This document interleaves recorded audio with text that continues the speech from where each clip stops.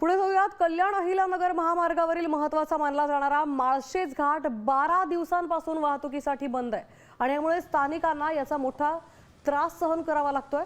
अशातच पर्यटकांचीही मोठी गर्दी दिसून येते.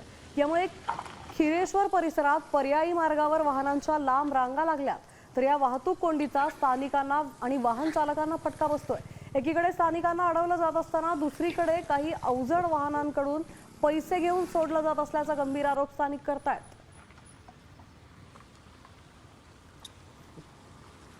या अवजड वाहन आहेत ना, आता हे तुम्हाला आता मी मगाशी पण सांगितलंय, ही तशी अजून अजून संध्याकाळी येऊन बघा, संध्याकाळपर्यंत मोठी रांग लागेल या अवजड वाहनाची. या ठिकाणी पैसे घेणार आणि गाड्या सोडणार पुढे. कोण घेतं पैसे? सगळं प्रशासन, जे जे कोणी अधिकारी असेल, कोणी पण कामावर जे जे आहे ना इथं, म्हणजे इथं कामावर जेवढे असतात ना, ते घेतात पैसे देतात गाड्या सोडून. साम टीव्ही मी नेहमी पाहतो, त्यावर दाखवलेल्या बातम्या रिलेट करतात.